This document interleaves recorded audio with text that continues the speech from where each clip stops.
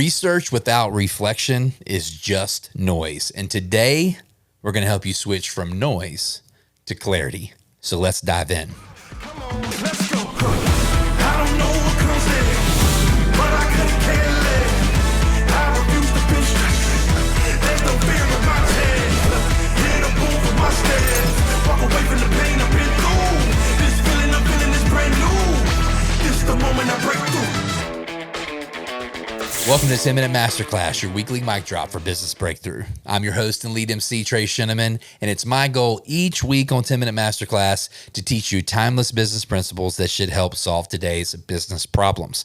Now, the way that we do that is through something we call the core 4 drivers of growth, which in my experience, again, I've said this before, never really been asked to be the one to build the products, always just been asked to be the one to sell the products. So the core 4 drivers of growth for me have always been marketing, sales, operations, and leadership. So each week we pick one of those areas of business and we dive deep into a topic in that subset that matters. And in today's episode, we're going back deep into the marketing bucket, which is my personal bread and butter. I love marketing. It's kind of the space of business that I came up in. And then today we're picking up where we left off in our series through our proprietary framework that we run for brands in our consulting firm, Herald, that we call the Compass Method. Now, if you go back and scroll through wherever you are listening or watching right now, if you're on YouTube, if you scroll through the episodes, you're going to see an episode about competitive set analysis. You're going to see an episode about offer mapping and funnel mapping. You're going to see an episode about messaging. You're going to see an episode about your team. That one's called the magnet and the engine. And you're going to see one from a few weeks ago about your avatar. So that's the C, the O, the M, the P, and the A.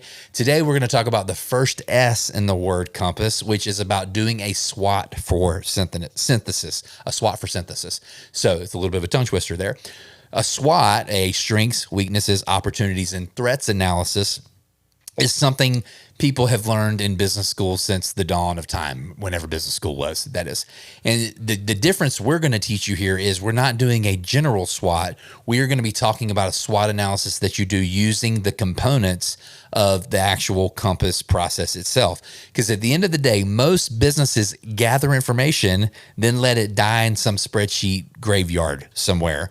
And so what we don't want that to be you. We don't want you to have run through all of the parts of the Compass process to just get to the end and have all of this data and no insights. The SWOT process is about drawing out the insights out of the data so that you actually have something to go on. It's about synthesis. So the big idea for today's podcast is that the SWOT is where patterns help you find priorities. So you're not just filling out boxes. You're not, just checking through this list. You're actually trying to make sense of the chaos and the gaps that have been found inside of these other parts of the framework so that you can actually make a plan. It's ultimately pattern recognition at its finest. So strategy here coming out of the SWOT isn't necessarily about doing more, but it's about finding out what matters most in doing that. So not more, but most in doing that. So again, a quick recap, the first part of the C in the word compass is the competitive set analysis. The main question that you're answering there is, where do we stand against the rest of our market? The next step is the O, it's offer and online experience map, is have we made our offer and our experience irresistible enough yet? The M is the messaging side of everything. I think about that as the wrapping paper on the present that is your offer. Does our wrapping paper speak to our ideal customer? Then the P was personnel and platforms. Do we have the right people and tools to be able to communicate that offer in that message and to break out of our competitive set? And do we deeply understand who it is that we serve? That's the A. The SWOT is where you pull it all together and you work through a handful of deeper questions about that information in order to get you to where you want to go. So the first step is your strengths assessment. The way that I think about answering the question about where we are strongest as a brand is all around unfair advantage. What are the things that we do that give us an unfair advantage? How do you figure that out? When you go back through your research, you're looking for the things your customers rave about. You're looking where you've been consistently winning. Maybe you have 4 or 5 offers and this one's growing and those 4 are flat. The one that's growing is probably your unfair advantage. And also the most important question, in my opinion, is which of the things that we do can our competition not easily replicate? Okay. Once you've looked through those questions and analyzed the data that you pulled in the other 5 steps, that's when you're going to know what your strengths are. Your weaknesses, those are the cracks. Okay. This is where it really feels like it's uphill in your business, or it's creating drag. It's where, the leads are getting hung up and you're getting consistent objections about one particular feature or product that you have. It's things that feel clunky or outdated. Okay. So those are the things that are going to pull you back. Your opportunities. This is where should your growth come from? It's what competitor gaps can be exploited.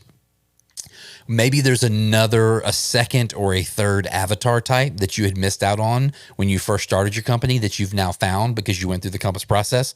And that's a big opportunity is, hey, we've been selling to busy moms of toddlers, and now we're going to sell to busy moms of tweens and teens too, as an example. So like a avatar expansion could be an opportunity.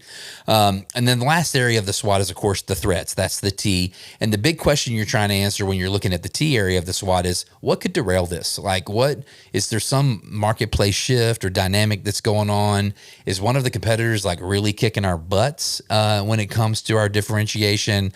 Are we vulnerable to like people turnover? Like, do we have what's called key man risk inside of our company? Maybe there's 1 or 2 people that carry the load. That's certainly something that we have to fight against in Herald. My consulting firm is having a lot of key man risk. So you just work through all of those questions against the information that you found in the C, the O, the M, the P, and the A. Okay. You're not doing a SWOT of the whole world. You're just doing a SWOT of those things. And the main thing you're really looking for is what's in that S and in that O bucket, because those are going to be the things that you can capitalize on the fastest and grow. So when you've worked through all of this, I want you to circle and come up with your top 3 priorities. All right. Because we're going to build a 90-day growth plan based off of those top 3 priorities.